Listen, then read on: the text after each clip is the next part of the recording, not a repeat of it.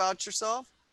Hi, I'm Chrystal Walker, and I'm in the Santa Clarita Valley, and I've been teaching art online since March.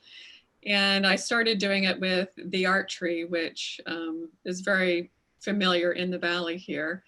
And they asked me if I wouldn't try it first and see how it goes. And I did that, and we figured out kind of all the kinks. And so now I'm here to help anybody else with any questions that they have about teaching online. Okay, great. And Belinda, how about you? My name is Belinda Del Pesco, and I have been blogging at belindadelpesco.com since 2005. From there, I began a YouTube channel in 2011, and in 2017, I started belindatips.com, which is a more in-depth coursework option compared to YouTube. Okay, beautiful. And Michael?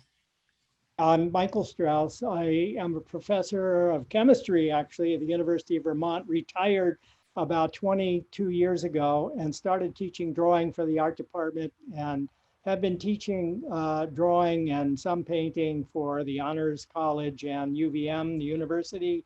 And in March, I switched over to doing, as did Chrystal, doing it on Zoom. And so I've got some classes at the university, and I'm doing a lot on my own as well. So I'm here to answer whatever questions you throw at me as well. Okay. All right. I think a great way to start is to talk about initially what were the first things that we really tried and attempted. What was our first target or first sense of direction to go when we knew that we were going to literally utilize technology to get across and communicate to others and for the sake of growing the visual arts. So what do you guys think about that? I mean, just hitting, first of all, what was that first thing, that initial thing that you jumped on when you first touched your computer? I would have to say the first thing I did is I went to YouTube. Okay. And I just started Googling things online, and I found a really wonderful resource called ArtProf, and she's on the East Coast, and where I'm seeing some head shake, and they know what ArtProf is. Yes. That was fantastic but it wasn't geared exactly to what I've been doing. A lot of my students are younger students, and so I needed to find ways to adapt for the teenage and youth. And so I just got online. I checked out some other really amazing art instructors, looked at some of the projects that they were attempting to do, but none of that was live. It was all recorded. And so then you had to sit down and decide, how am I going to translate this into an online course? Mm-hmm. Very good. And ArtProf has been just a wealth of information. And I agree, and I resorted to ArtProf in its infant stages. I came across it about 6 months ago, and it's grown tremendously. And have you guys, Belinda and Michael, have you explored ArtProf at all online? Mm-hmm. Yep. Okay. Yeah, it's fantastic, and it's been a savior. But aside from ArtProf, the first thing that I did, and I don't want to hog up all this time, I just want to share what I've experienced. But let me preface this. Actually, I do apologize. I jumped right in because I had to rush into this, and I'm sorry. I didn't personally introduce myself. And I am Daryl Bibikoff. I've been teaching art for 29 years. I primarily am with the William S. Hart School District. I've taught high school and junior high art. And I am a professional artist as well. Primarily a painter, have explored everything, and I have a master's degree in art from Cal State University Northridge. And I initially was a graphic designer way back in the early 80s. Eventually became an art director, and I left industry to go into teaching, and have been heavily involved in the visual arts. And I'm passionate And it's a very important part of my life aside from my family. So that's it in a nutshell. Okay. And so the one thing I want to say, that aside from ArtProf, it was really the first thing was to start figuring out programs and what programs are available and how can I use other programs to benefit students. And that's a really broad category, and it starts with Google and what does Google have to offer. And I can get as specific as possible, but I don't want to hog up the time. So, but just that broad topic of programs, maybe you guys want to touch on maybe some experience in programs out there, not just necessarily like ArtProf, which is kind of an art education system, but just specific programs that totally have benefited you. So what do you guys think? Well, I'll comment. My situation may be different than yours. I was looking for ways to convert from what I do in the classroom at the university to online instruction.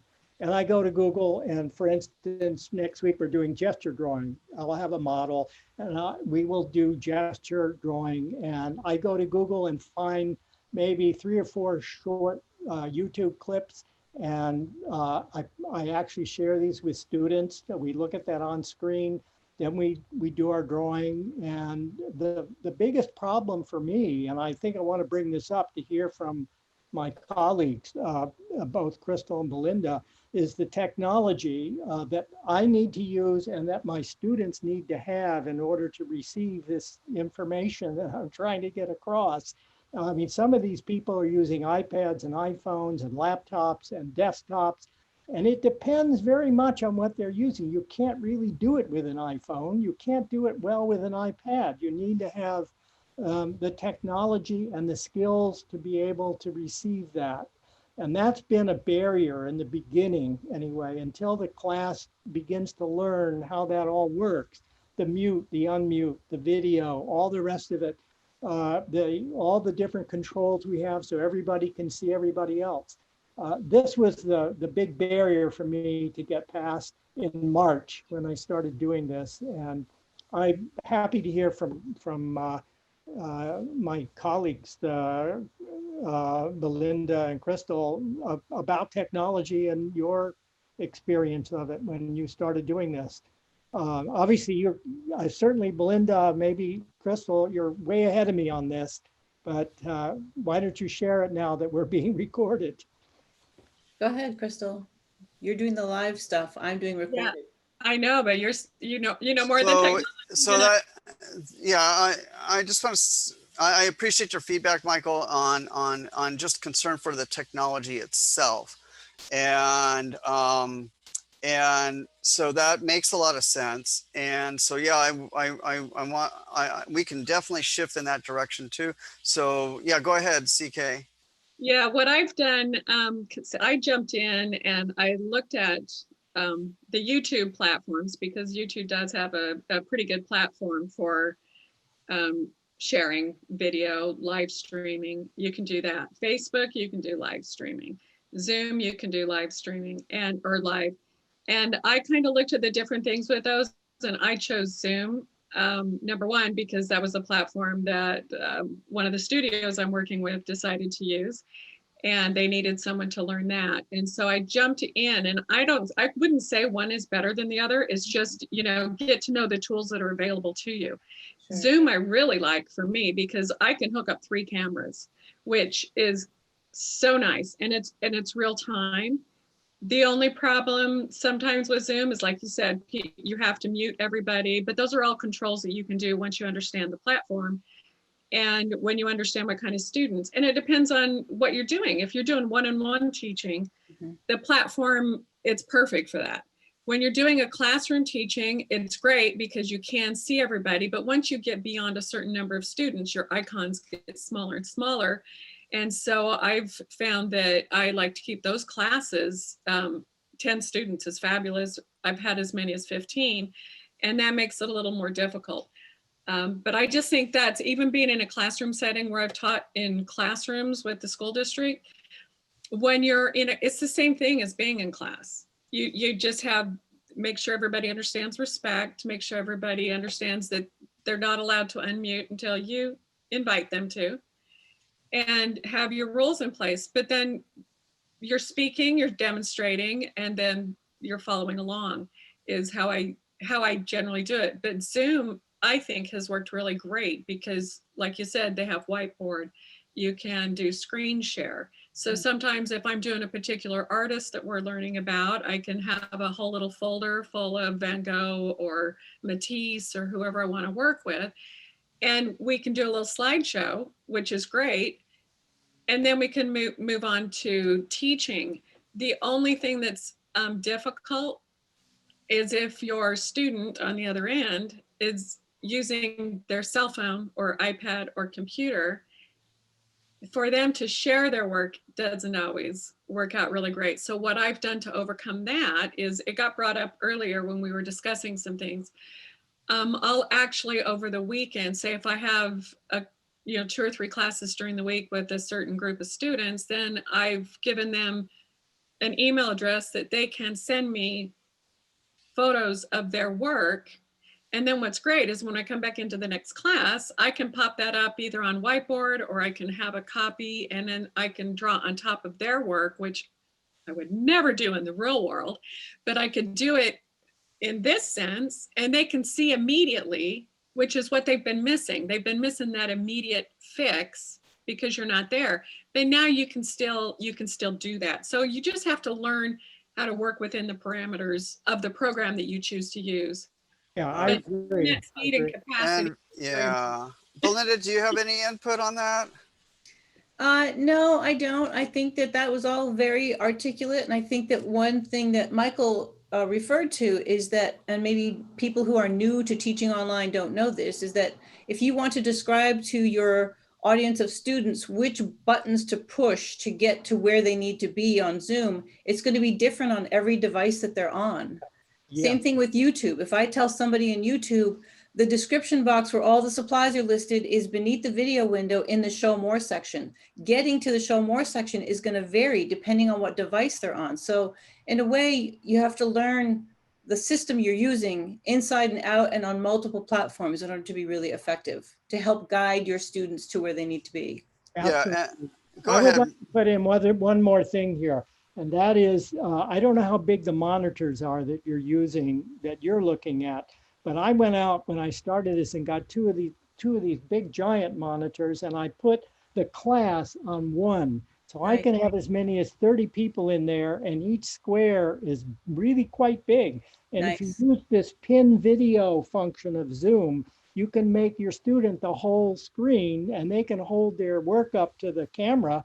And there's a lot of feedback that can go that way. Yeah. So there are ways around it, as Belinda points out. You can learn all this stuff. Yeah, you do. Okay, so yeah, let me add to what you guys are talking about, and that is, Michael, you started off saying you need to take a step backward to just the technology itself, and the students relying on very specific types of technology, and that's a challenge in itself because I understand that. I'm dealing with secondary level education, and there are different technologies. It could be a Chromebook, it could be a full-on laptop, so someone might be in front of an actual PC, but the thing is something that I think needs to be, I don't know, I don't want to come across harsh, but and budget is a challenge. We can't make people spend money, but the thing is that in this new shift to technology, which is not going to go away, it's going to stay with us. We may reflect back a little bit. We may bounce back a little bit once we get through all of this COVID and challenges that beyond COVID that we're dealing with. But I think that it's imperative that students have adequate technology. So, so, and again, without being harsh, it's kind of like, well, there needs to be some kind of suggestions and way ahead, planned ahead, to where when people are reading about a course or trying to understand a course or what's involved with that course, that they know that they need certain, there's like minimum requirements. I mean, that's just kind of a standard for education anyway. You go to, you want to take a class, and then there's requirements, and without being unreasonable, but if a cell phone is not sufficient, then that needs to be recommended, encouraged, and but you need at minimum a Chromebook, or you need, I mean, it seems to me that's got to be a very, very important part of this. So once you cross that barrier, and that seems to be set in place, which is kind of what we do with the Heart District, everybody has to have at minimum a Chromebook. Now, the beauty of the Heart District is they're giving every student a Chromebook.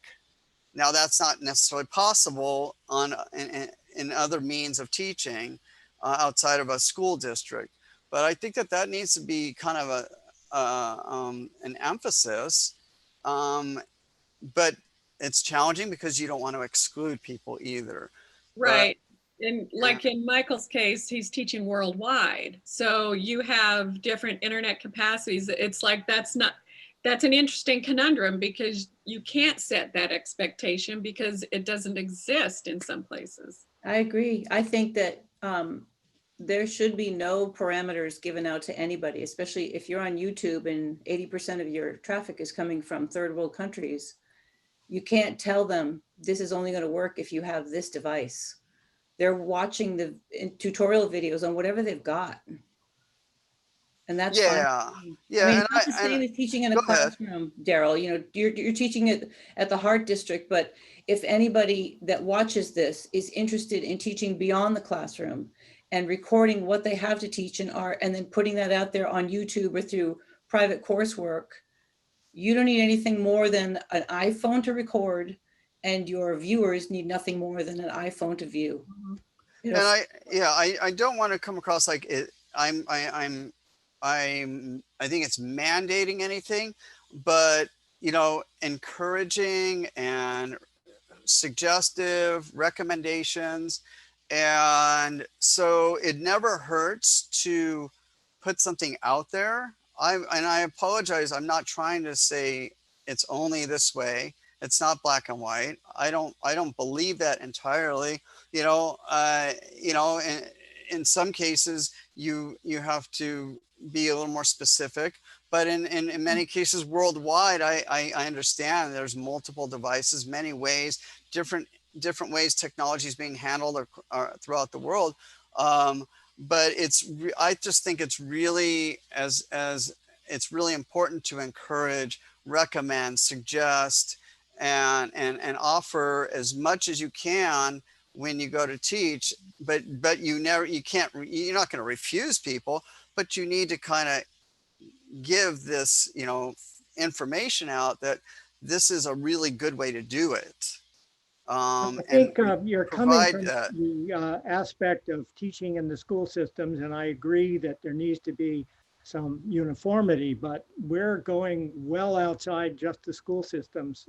And I don't require I can't require anything from anybody. It's whatever their resources allow them. And some people, very old folks usually, who can't deal with the technology, don't get the stuff. I can't help that. I do know that my grandkids, they have Chromebooks, and the school systems are trying to make it uniform throughout the state. And it's difficult for very poor families who don't have internet access or don't have enough Chromebooks for all the kids in the house. Yeah. But these are social problems that I don't think we're going to solve here. They're big problems, no question. And I do face those. And don't get me wrong, I deal with students that don't have the technology on a daily basis, or they're kicked out of Zoom, or this happens or that happens. And we do find other means. So again, I think that you guys having compassion and sensitivity is fantastic. And I'm not. I don't want to come across as I'm not a compassionate person. I am very compassionate. I just I'm strong in believing in making really good suggestions. And then if people are not able to actually if they don't have certain access or accessibility or certain pieces of equipment, I work with them, but I just encourage to and suggest this is really good. I'm not saying you have to use a Chromebook or you have to use a laptop or you have to get a 25-inch monitor or a 30 or a 50-inch monitor, but suggestions are always a plus for people to consider. And if they can't, then you, of course, you offer complete flexibility and work with them. So yeah, and so I don't know. I think maybe if I want to jump into what I said about programs, because CK, you talked about programs, and that's kind of what I was alluding to, and what has been strongly something that has been very much something that I learned would be heavily a heavy consideration, and that's knowing what kind of programs are out there. Now will always battle the technology. It's always going to be there, and we need to work with that. But programs, I think, and it sounds like we have some knowledge of programs, but have any of you looked at things like Jamboards or Nearpod or other? There's just programs out there, lots of programs to consider. And whether you look at them and then there's so many of them out there, it's like wow, every time you turn your head and you click on something, there's a new kind of program that may be available, and you may find something that works for you in that program. That you could bring in, and then you have to, and then you just, it's like anything else. You like this, you don't like that, you pick and choose what you like. So what do you guys, have you explored programs, and is that something you would want to explore more, or do you have other programs you've checked out? For me No. personally, I go with the Zoom because number one, the security. And since I do deal with a lot of underage students, I need to be really sure that nobody's getting into that classroom except for those who have the credentials to get into my classroom. And so some of these other platforms that I think you're talking about, or programs, there's some really great creativity things out there, but as far as from a teaching standard point of view and security point of view, I need to go with something that's already been proven. And since the school district out here started out using Zoom, and that's kind of how we got introduced, I've been using it for my book club and for other things. And the reason why I use it the most is because they've really stepped up their security. I'm not really familiar and haven't really checked out, as far as I'm concerned, other things, because once I find something that's working, you don't fix, if it's not broke, don't fix it. Agree. Okay. And I think that, at least in my case, my students are already challenged to gather the art supplies they need in order to do the project that I'm presenting. So if I can help them find those things, but I don't want them to learn a new program on top of what they're already doing. I feel like it's one thing at a time. So we're going to go over a particular printmaking method. These are the base supplies that you need to get.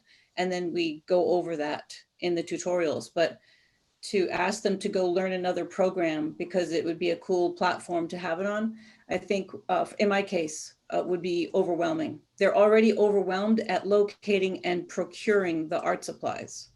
And they have very often, they don't have the money. So it's like, they just want to get the basics and they want to follow along and make the project that I'm teaching, and leave it at that. Can I make a Okay. comment on the Yeah, art? no, go ahead. Absolutely. So a comment on the art supplies with all my classes, because I do art clubs that I totally own and operate, and then I also work with Archery, and then I've done some other little Zoom things. We always supply the art supplies. So when you sign up for if your kids sign up with a course with me, they are going to be using the exact same art supplies that I am using, because I cannot stand working on something and having somebody else not have the same substrate Yeah. or have the wrong kind of pastel. And so they're not going to get the effect that I want them to achieve. Even in drawing, I want them to have the charcoal pencil that I'm using. Right. And the eraser I'm using. And I think that's just as important as the technology is the tools. It's just Absolutely. like if you play a Stradivarius, it's going to sound better than if you're playing a Yamaha. It's just the way it is. Yeah. And so whatever your student's working on and the platform they're working, all of those things have to go hand in hand. And so that's the only way you can really control, especially distance learning. Yeah. You really need to be able to control every single aspect. And I think that's why we haven't checked out more technologies, because you really want to learn one. You want to be proficient at it. Doesn't really matter which one, whatever you feel comfortable with. And then once you learn that, really know your art materials and only teach with materials that you're confident teaching in. Because I did one time and it was not a great idea. My students got different material than I had. That is a horrible experience, because if their pencil is not going to erase when they're doing a sketch, the eraser is just as important as the pencil. I mean, they're one and the same. And if they're using the wrong substrate or the wrong pencil, you are not going to have an effective teaching, or you're going to have to change your lesson on the fly. So that's great. Go ahead, Michael, because that's a great shift to art supplies. We I should have shift that. a group that I continue teaching over a long period of time, and we'll spend the first half hour or hour going over all the materials and how they work on camera, right? You know, with the camera I have right next to me here, and we see how they work on the paper. We see what kind of paper it is. If you don't have the right kind of paper, when we do ink wash, it won't work. So indeed, I agree with Chrystal. That's the very beginning, and everybody gets that stuff, because if they don't, they can't follow along and do the same thing that everybody's doing. So yeah, I agree. Yeah, and Belinda, how about your I had experience with it? I had a student who is a regular to my YouTube channel and my blog, who is in Nigeria. They don't have access to the same substrate or charcoal that I do. I was teaching them to do glazing and watercolor. So they and 3 of their friends got together and they used little tin boxes with separators, and they mixed their own watercolor with pigments. They could get raw pigments and they could get gum arabic. And then they made brushes from horsetails. And they did an outstanding job. I mean, and that's not the first time. There's been other students who have wanted to learn dry point, but didn't have access to copper. So I started to teach it on plexiglass, and they're using things like drafting film and plastic food containers. They're being very, very innovative to make sure that they can at least come close to the supplies that I have access to here in the States. And they've done fabulous work. So I agree that it's much easier to just be able to send your students what you have, but there are some cases where that's not possible. And when you see a young person who's so passionate about learning art that they go out and they figure it out, that is incredibly rewarding. It's really, Awesome. really fun. Very Well, good. that's pretty impressive on your part, what you're doing out there, Belinda. But I will agree with the fact that art supplies matter, and if you have people that are in really difficult situations, you know, whatever they can come up and muster to use, I mean, that's amazing, Belinda. I bow down to you for that. That's incredible. It's not me, it's them. Yeah, In those schools in yeah, Venezuela right now, they don't have art classes anymore. The only art classes yeah. they're getting are on YouTube. That's But it. yeah, I'm just trying to give you credit where credit is best deserved, because I realize the students are doing it and they're making it happen, but you are the inspiration for them. So you I do hope deserve so. some credit. So, you know, but that, as I think we can all, I don't want to speak for everyone, but I think we can all be in agreement that art supplies matter. I give out a specific list of art supplies. I do my best to get students to target specific types of art supplies, or a specific type of pencil, or a specific paintbrush. I did a whole thing on paintbrushes, just paintbrushes themselves, and went through from every, different size round brushes to flat brushes to tapered brushes to fan brushes. And I did that with my students and did a demo and talked all about that. So they're not all going to be able to have access to these supplies, but it's part of it is the tools and the materials. And there was a gentleman I went to visit who had a studio. He's passed away since. This has been 10 years, about 10 years ago, probably. And I went to visit him. He was a studio artist, studio painter, and then he retired, and then he had his own art studio and was exhibiting work and creating beautiful work. And I went to visit him and talked to him and asked him a bunch of questions. At the time he was 88. And he clearly said granted, you need to learn, you need to practice and learn and grow, but you can't forget ever the importance of your materials and your supplies, and knowing what they are, how to use them, and how they work. So anyway, anyone else want to add? No? Okay. As far as establishing connections with the people that are online with you, what do you do? Because obviously you're in it for the purpose of this art experience and connecting with people from all over the place. But are there things that you do special? Is there music? Are you doing other things uniquely or something special that you're doing out there when you're working with your students? Because there isn't that human element when you teach online. And so you have to bring that human element through a technological device. So what are you guys doing with that situation? Can I respond to that briefly? I'll do it very Yeah. briefly. I teach in a 2-hour time segment, and there's often not enough time with 30 students for me to talk to each individual and see their work.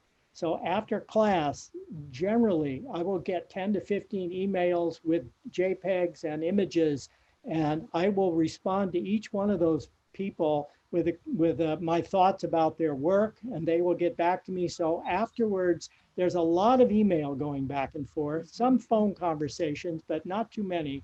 Mostly it's email. And I find also that I need to do one-on-one Zoom sessions with a number of students who want a lot more feedback than we can do in the class. It's very time consuming for me to do this, but I'm retired. What else have I got to do? That's what I'm doing. And so I do it. And I've just stopped there. Those are the things that I'm doing outside. Michael, I'm going to guess that is invaluable to them. The fact that you go the extra mile to have contact with them after the class so that they appreciate it so much, Belinda. I get all these thank you emails, and it makes my day. That's why I keep doing it, because you're reaching them. Especially during COVID. A lot of people are stuck at home, and this is an experience that takes their mind off of it. Mm-hmm. And okay, I'll just leave it at that. All right.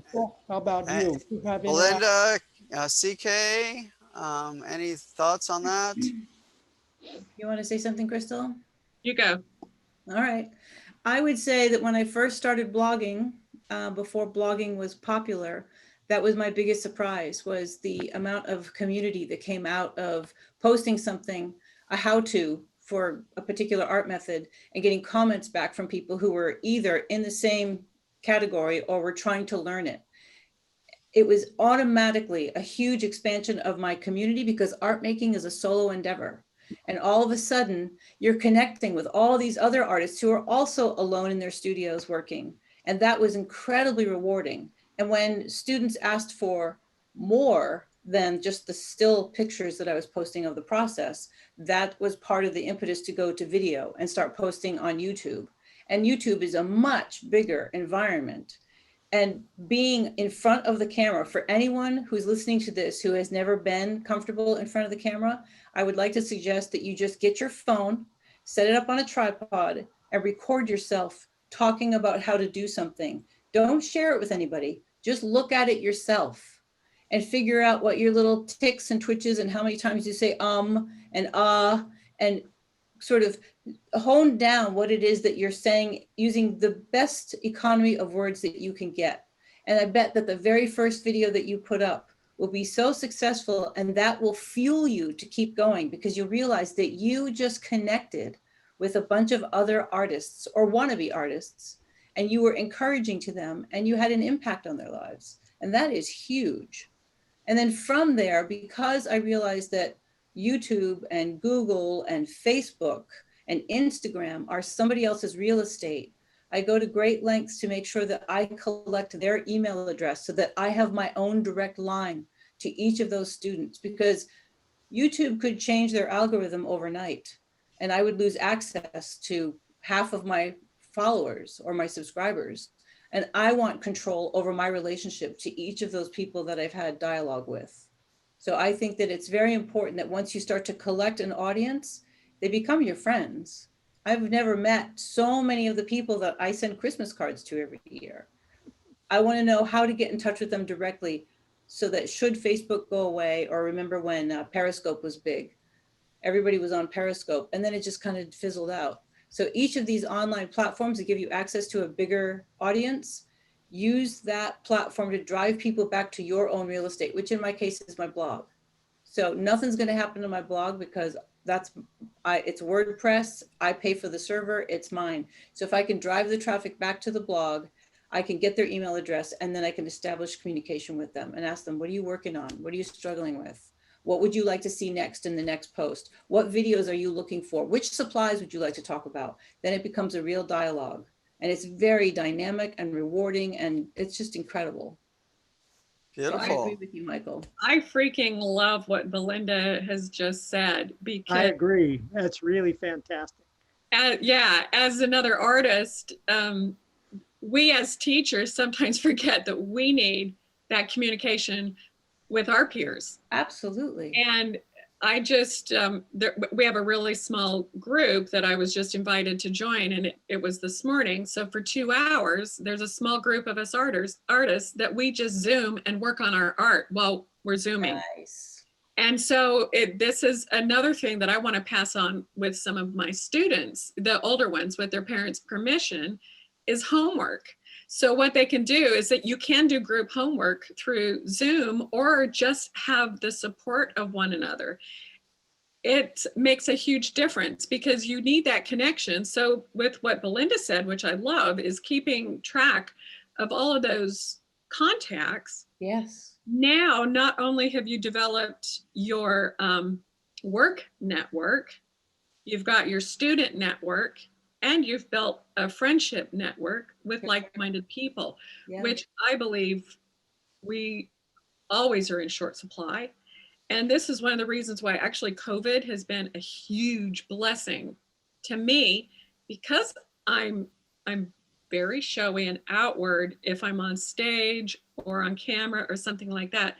But deep down inside, I'm very private and a little more shy. So as long as you're not asking me anything personal, I'm your person. So Zoom and YouTube and all of this has been wonderful for me.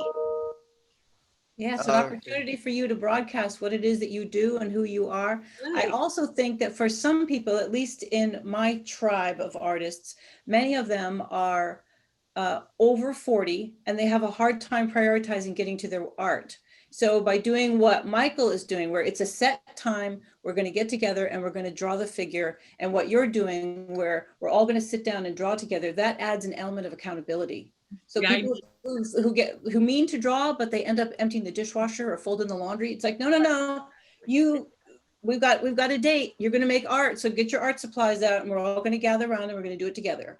Yeah, and they also get reminders the day, 2 days ahead and 1 day ahead, with little assignments to bring things along. So there's motivation that goes into that as well. And it's a community. You're right. It is established. I've got this list of 57 people here and their email addresses. It's now a community all over the country that's part of what we're doing. So yeah, it's been a blessing in a way, like you say, Chrystal.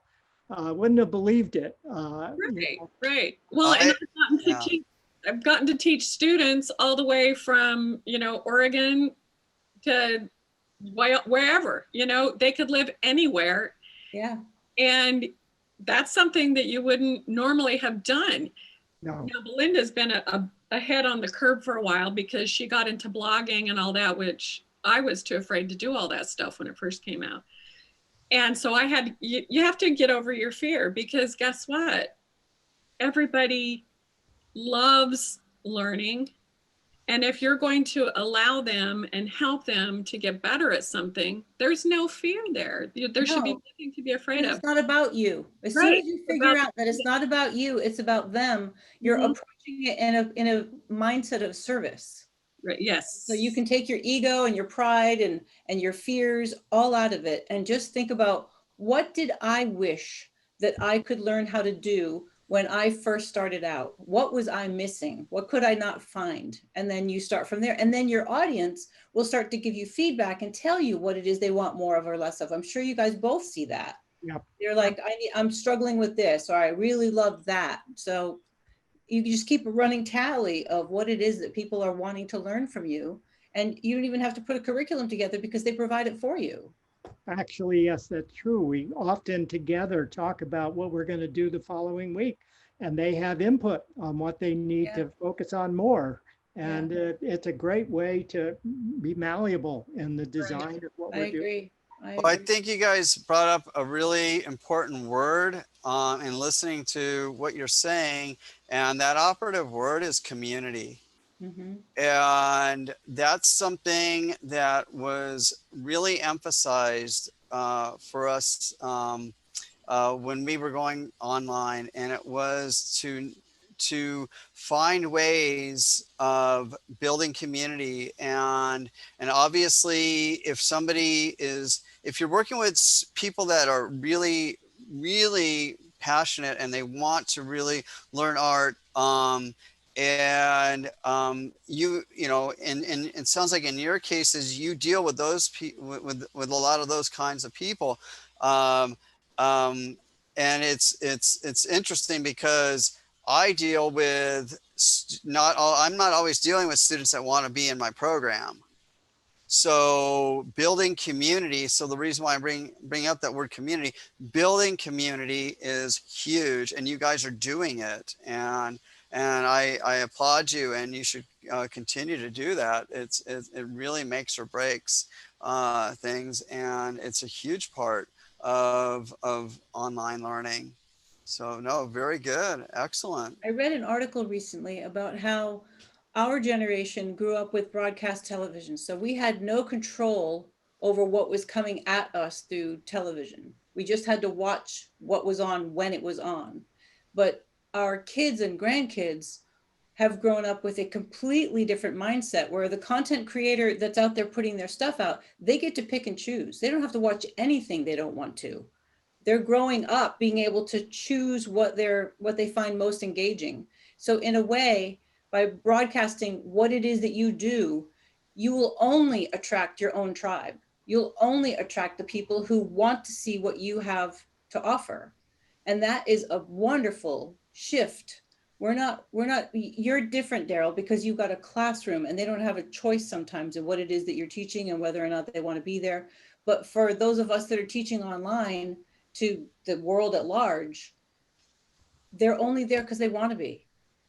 It I makes have it to much, much put easier. something in to substantiate what you're saying, because I spent 50 years of my life teaching chemistry, where the students were there because they wanted to be doctors, not because they wanted to learn chemistry. And it was not an easy thing to do. And now I am blessed because all the students that I have want to be there. Yeah. And it's so different in terms of the interaction that we have. They like the subject matter, they're enthusiastic. It's a different thing, I think, in the school system sometimes, and also at the university, when you've got people who are there for a curriculum requirement. This isn't the same thing anymore. Right. So that's exactly what Belinda is saying. You attract the people that want to be with you, and that's great. Well, Now, go ahead. Oh, I was going to ask Darren a question, because when I've taught in the schools, it's usually been as a guest, and I'll come in for a few days and do a project. And when you're in the actual physical classroom, you can tell who's not into it or whatever, and you can go over there and give some encouragement. How do you handle that in your classroom where it's online, and if somebody's really not into it, I mean, yes, you can use the private chat or whatever, but I mean, if you're doing middle school students especially, or, you know, even some upper elementary kids, how do you find that you can influence them and help them stay on board without being physically present? I think that's just an amazing task. And it's challenging in that building community is is a very big word. I mean, there's a lot to that. If you have that if you put that on top of your whiteboard and you sit and you write the word community, and then you start to, you know, do some type of tree and breakdown, and you deconstruct that, you now have a situation of really having to learn about individuals' backgrounds, understanding them, things they like, things they don't like. It starts to get into, in some cases you learn about their family struggles. When I in building community in a public school environment, community really means you have to learn as much as possible about each and every student you possibly can. And then that's where the good thing is what I find is when you have younger people, they are more successful, okay, with different programs and different avenues to learning things. So I know I don't want to dwell on it. I just want to say one little thing about in building community. So there are other safe programs to help with that. I do spend after time Zooms. I make phone calls, a lot of emailing, a lot of, you know, just getting to know people, you know, and learning and trying to, you know, be very personable, but not force anything out of them that they're not comfortable with, you know. But it's learning as much as you can about each and every individual to know where you can go with that particular individual to engage and grasp their attention and hold on to their attention. So it is a challenge. You know, not specific to the program, but I know that Google, for safety and security reasons, Google has a Jamboard. And that's another way of working with individuals where they can post their work to the Google Jamboard, which is very safe. And it's a way of building community if you have a few people here or there that are not able to grasp things, or, you know. But then again, it's accessibility. So however you can reach out to people, whether it's email, it's doing separate Zooms, all these things, that's the way of what we used to do in an in-person setting. We would talk to people after class. We would, you know, we might play a little music, or we might, you know, there's all these things that we do. And whatever it is that you have experienced and done in a physical space in person, there's a way to do it with technology too. Yeah, Zoom also has, now they have breakout rooms. So if you could have 4 people go work on one thing. So I haven't used that yet. That is something that I'd like to. Now, is your Google thing, just as a question, is that in conjunction with Google Classroom? No, you don't have to use the Jamboard specifically with Google Classroom. Okay, that's So I can go and type in Google Jamboard as a search, and Mhm.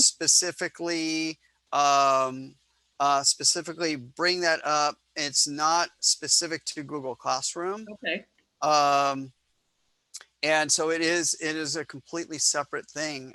It can be in conjunction with Google Classroom, but it is a beautiful thing to use. And in speaking of, you mentioned breakout rooms. So breakout rooms are incredible. Um, and I encourage you guys to try them. We didn't get there yet, but I'm glad you brought it up because it's an integral part of Zoom, and they are amazing. But you have to understand that you have to come to terms and say, I am willing to do the work if you're going to do breakout rooms. So that's the reality of it if you're ready to do that, I strongly encourage it. But understand that the work of breaking up a group of 20 people into 5 breakout rooms, and then you've got to pop into the breakout rooms because you need to maintain that community.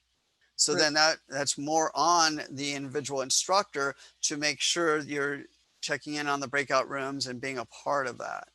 So I've yeah. been interested in that specifically because a lot of times I'm teaching many different age groups in the same class. And so the information and the way you want to describe it, as Belinda said before, to say a 7 to 9-year-old is going to be different than the way you want to talk to a 15 or a 14-year-old. Yeah. And so this is something that I wanted to explore because I could do the initial thing and then use a breakout room, and then I can focus more energy on the youngers without boring the heck out of the older students. And then the older students can have a specific project. And then I just pop in, hey, any questions? Guys, how you doing? Show me what you're working on. I just imagine that would just make a much easier in my particular situation, because I tend to work with multiple age groups. I enjoy doing that, but definitely there are other students I like to teach to their capacity. So if somebody's ready to move on, we have hand signals and different things that they do. And then a breakout room, I think, would be interesting in that situation. So I'm glad you brought that up. I think I want to try that. And I think anybody watching this, just yeah. try it. How do you guys feel, Belinda and Michael? How do you feel about breakout rooms? I don't know how much you understand them, but you probably I understand get it. them, but they don't apply to what I'm doing. I am much more comfortable making, for example, if I make a video that I know that I'm going to post on YouTube that is about how to make a collagraph print out of a sheet of scrap linoleum or scrap mat board. I like the idea that I can post that, publish it, and it's there in perpetuity. It's there for anybody to get to. There can be hundreds of thousands of people that view it. And if they have a question, they leave it in the comments and then I can respond. So that's the equivalent of a breakout room. If they've got something that they need to talk to me about, then we can do a Zoom session about it. But most of the time they end up just getting the question answered, or they read the previous comments and questions and they'll find their answers in there, depending on how long the video's been up. So Michael, I would totally encourage you to start recording and posting. You know, I have to say, Belinda, I've been listening to you and I've been writing here and taking notes while you're talking. This is definitely something I'm going to have to look into. You know, I know about the break. Both of you. Well, both of you, because teaching live is fabulous. You're reaching, like you said, 15 to 20 people. But when you put it online as a recording, you can reach hundreds of thousands of people that are all looking for exactly the way you teach, exactly what it is you're teaching. But Belinda, I would worry about that in the sense that I get overloaded right now almost with email. If I've got 100,000 people looking and they all have a question, how much am I going to be dealing with? They don't all have a question. I think I agree with you, Belinda, that if you do record what you're doing, I don't think you're going to get the amount of male that you're thinking of, I think that with the use of technology and recorded information, I think what the benefit of that is that people will play and replay and not be ones to typically ask, constantly wanting to ask questions to the instructor. Well, my questions that I get are about people wanting me to look at their work and to comment and get back to them. And so it's a little bit. I get that too, but it's not a constant. I mean, some of the videos that I have that are older that were posted in 2014, those questions don't come in all at once. They dribble in. I might still I got one yesterday, a comment from someone who was like, I just discovered you. The video was posted in 2014. So it's not, you're not getting them for all at once. They dribble in, and you can set it up on YouTube so that you get notified when somebody leaves a comment or has a question, and you just Where do you go on YouTube to find out how to do all this stuff? How do I start doing that? You search on YouTube for how to post YouTube videos, and you sort by recency, so that if you sort by, you know, the ones that have been viewed the most, they might be from 2017. And by then all of the controls have changed and the buttons have moved on YouTube. So you search for how to start a YouTube channel and sort by most recent and start looking at those.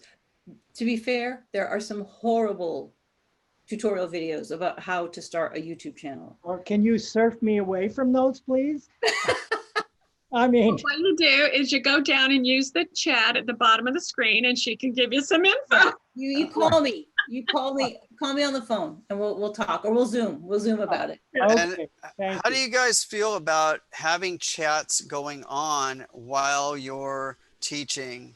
I have no problem with it, as long as my students are being respectful, and we set parameters at the beginning of the class. Yeah. So they get to call me out on stuff, and I get to call them out on stuff. That's just, I play things very, very, I am the teacher, but if I mess up, please tell me. Right. You would not, that gives the student so much power, and that erases that angst right from the beginning. And they'll test you, on it. But it's so cute, because then I'll say, they go, Mrs. Walker, you said this. And I'm like, oh my gosh, I'm such a dork. And of course, I don't really think I'm a dork, but it's just getting on that level. But then I say, okay, now let's get serious. And I have noticed one time I had a really savvy techie kid. He did something, I'm not sure how he did it, but he changed some stuff and made some things happen on the screen. And I'm sure I had to do a screen share before I understood how to do it. But you know what? It was artistic. So instead of getting upset at him, I'm like, oh my gosh, that's amazing. How did you do that? Did he do it again? No.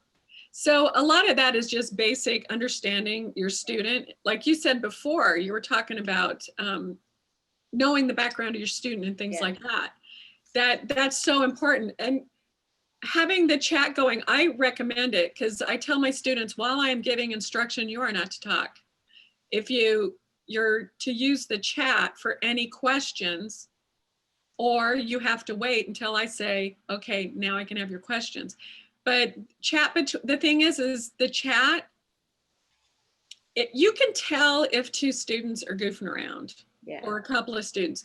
You can tell by the look of their faces if they're not paying attention and they got that little giggle going on.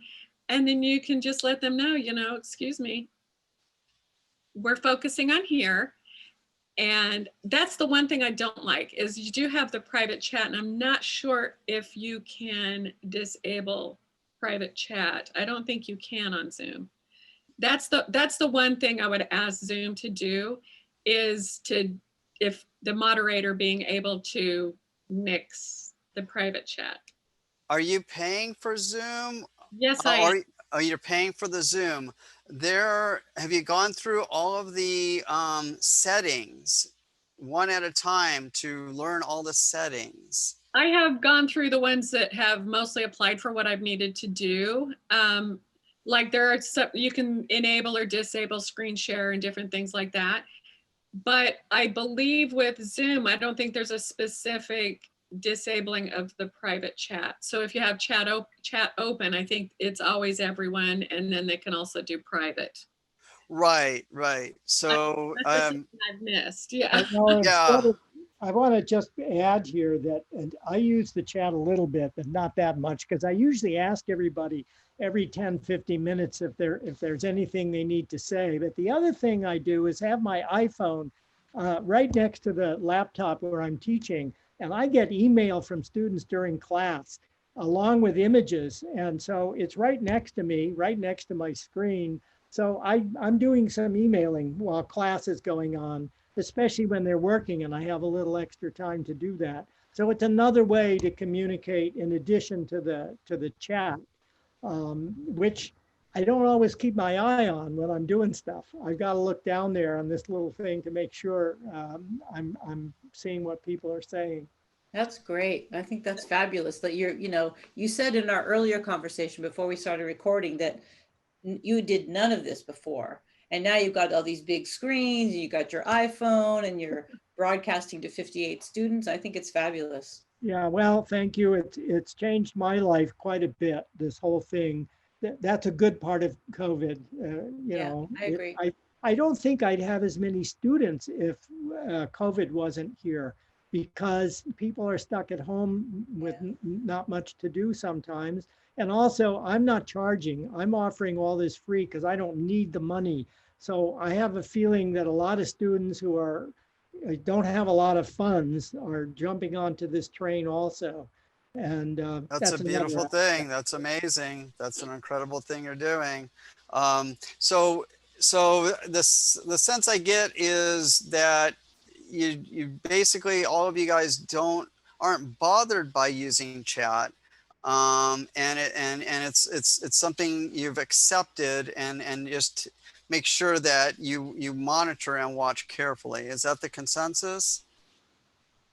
Well, pretty much, but I think, the chat, I wish they could put photographs in the chat, because then you could share their work there. Instead, what it has to be is they can put a link to their photo, but then you click on that and it's going to take you out of the Zoom app. And so the chat's good for that. You can share things, especially with the older students. If you say, hey, on your off time, go check this out. And of course you can email, just like Michael said. I think everybody's pretty adept at using, especially the students are pretty adept, except for our older students. I have a technical question. I just want to ask because it would help me out. How do you distinguish between, if sometimes I've got 5 Carols and 3 Wendy's and a whole bunch of Susans, and I look down at the bottom of the screen and it says Susan's iPad. That doesn't help me because there are 4 Susans and I hear a voice. What do you guys do? I guess Belinda doesn't have this problem because, she's I am a volunteer on a board of directors here in Ventura, and we have our board meetings. And so we have specifically asked people to change their login names to include their full name, and they've all done it.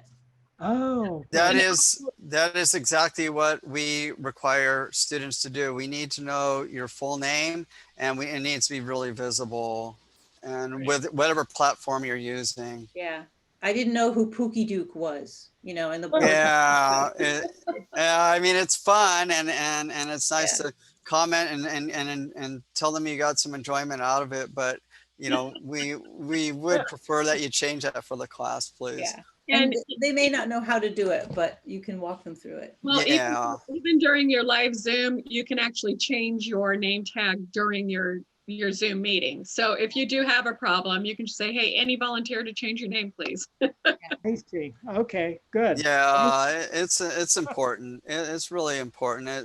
It's just a thing out of decency for everybody involved, because, student to student, student to teacher, it's just just a kind of an etiquette thing that you want to have present in the classroom.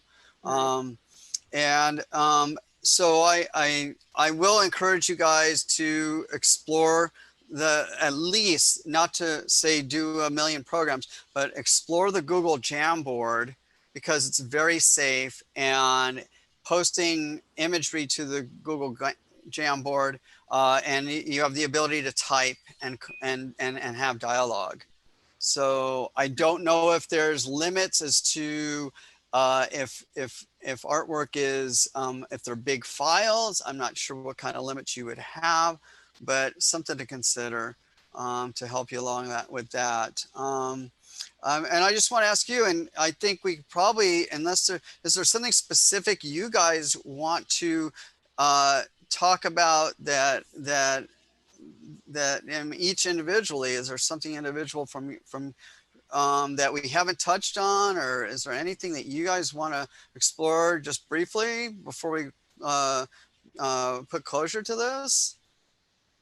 I think I would like to say, for anyone who's never done this, anyone who's never taught online and is considering it, that 3 of the top things to pay attention to are good lighting, because you want the students to be able to see what you're doing. So you shouldn't be dark. Your hands will cast a shadow if you have a light above you.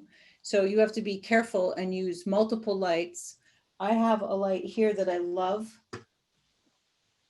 This one, oh, you're not gonna be able to see it. So this sits on a tripod, and I can turn it on, and I can make the light warm or cool.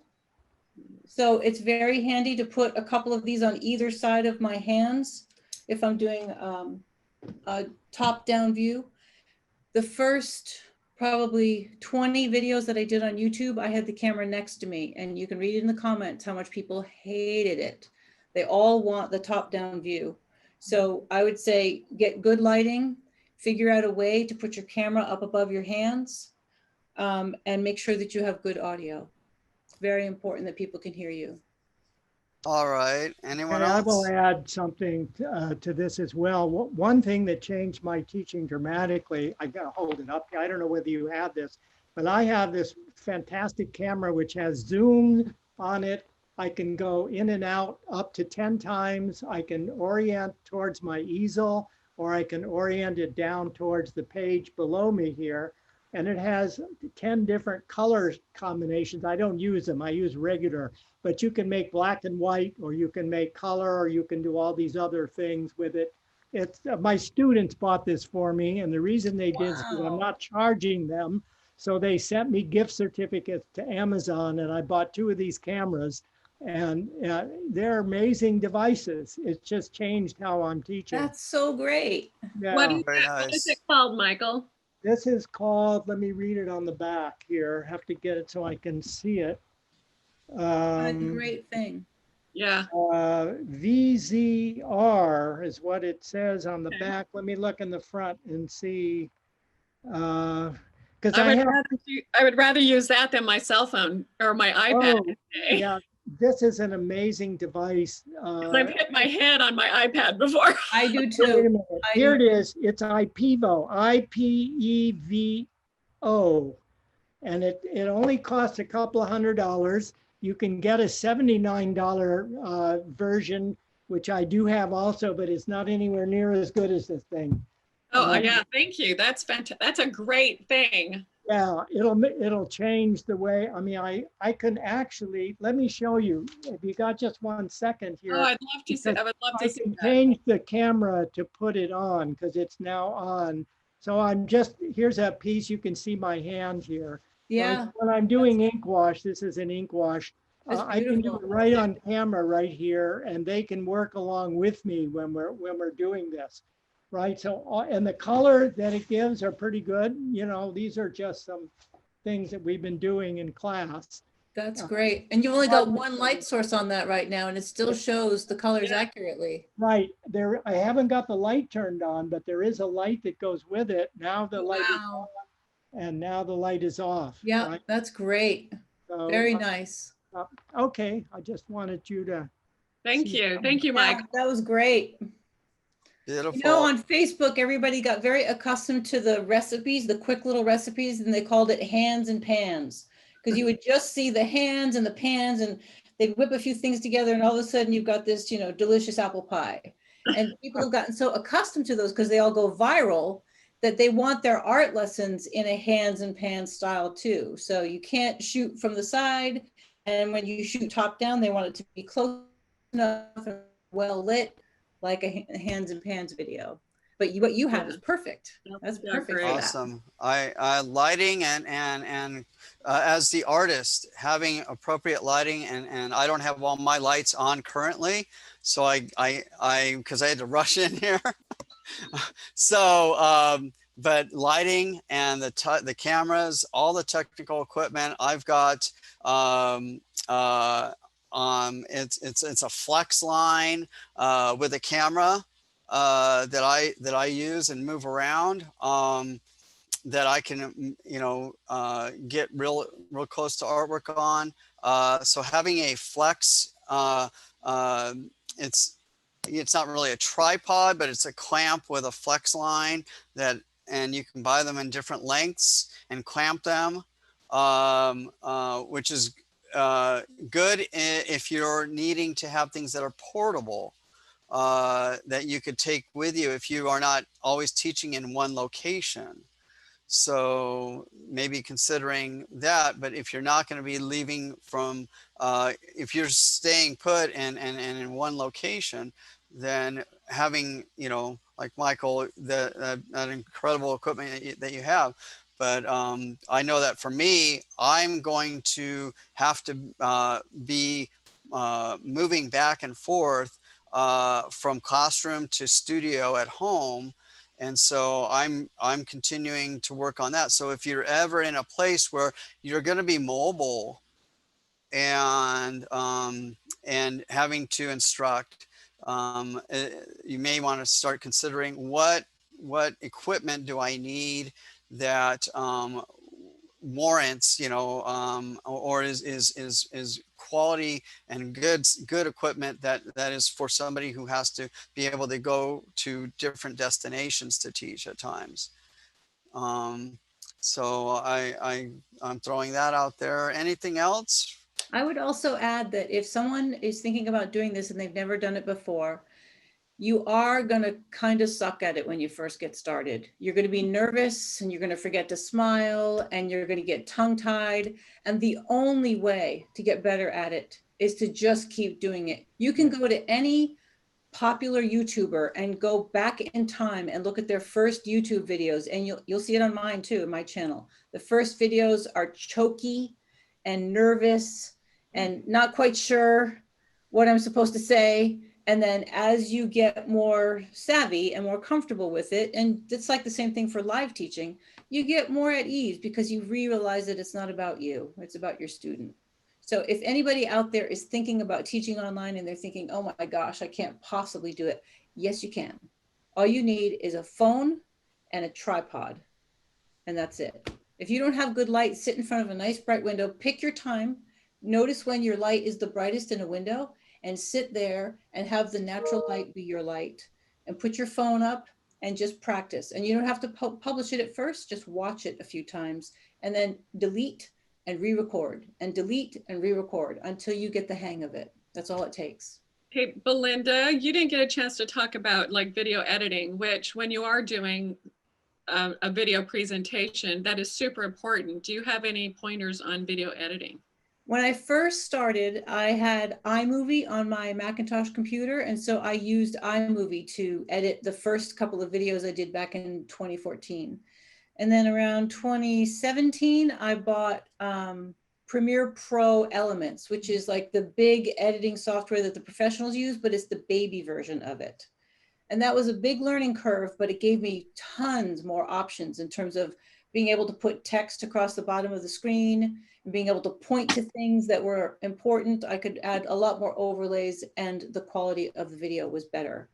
And then now I use Premiere Pro, the full-on suite of editing, because it's become important to me. My family members, my daughter, son-in-law, his sister, and his brother-in-law are all professional YouTubers.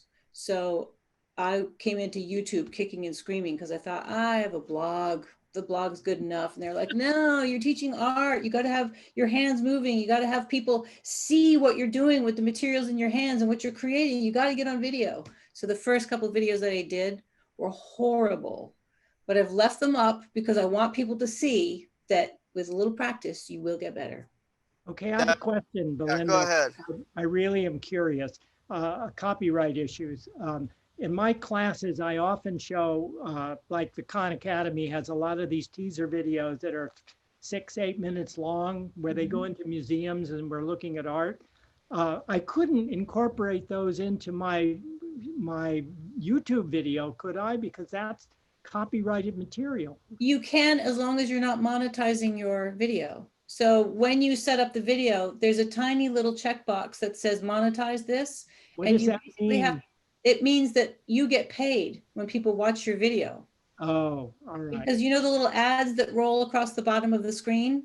Yeah. Those are pre-roll ads. And now as of 2 weeks ago, YouTube has insisted that at the 8-minute mark, if you have a longer video, there'll be another mid-roll ad and another one at the 8-minute mark, and so on and so forth.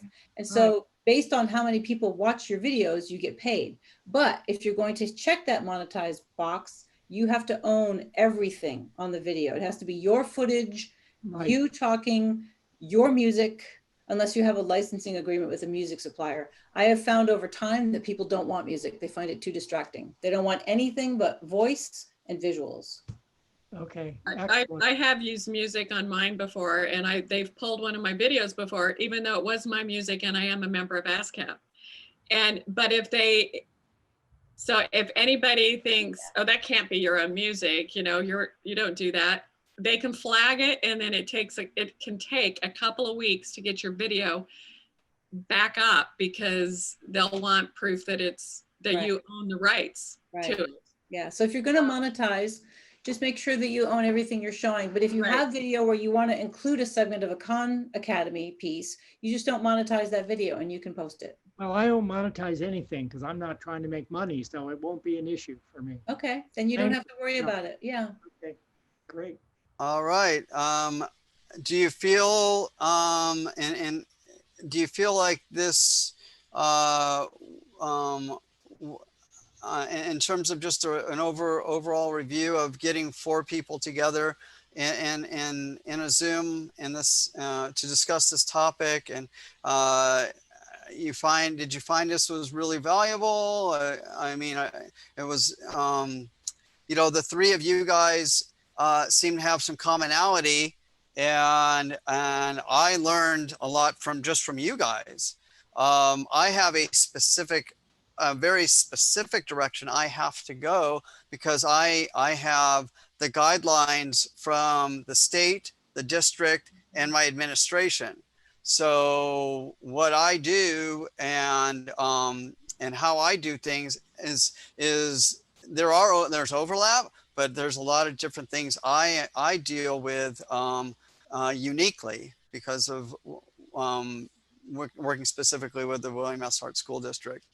We have other things that we are involved with COVID and safety and things going on with employees, and it's really complicated. So I really appreciate and thank you guys for sharing what you're doing and how much of a difference you guys are making out there. So thank you so much. Well, hopefully we've come at it from enough of a slightly different angles that it will be useful to anybody who watches the recorded version of this. So there was enough variety that hopefully it'll encourage other people who are thinking about this to try to get into it. Yeah, I learned a lot from you folks as well. Things that I hadn't thought of at all. So I'll be in touch by email to find out more. Okay. Right, and I don't know what we can and cannot do. Like, for example, I didn't set up the Zoom meeting, so for us to be able to reach out to one another and make sure we have contact information. We have each other's email addresses from the Zoom meeting notice. Right. Oh, okay. And I had to jump on so quickly. I did not even get to look at that at all. So beautiful. That's good. Now I have your contact information. I would love to stay in touch with all of you guys. And the one last thing I want to touch on is real briefly the breakout rooms. Just something that I learned that I don't want to forget. It's in my head, and I'm gonna share it. And that is there's not a lot of security with breakout rooms.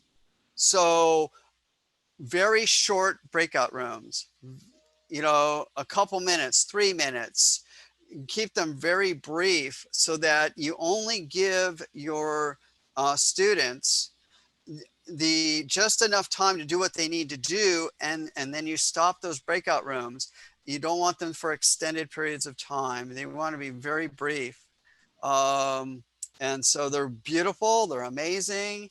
I encourage it, but just be careful and use use that, you know, timeline limitation.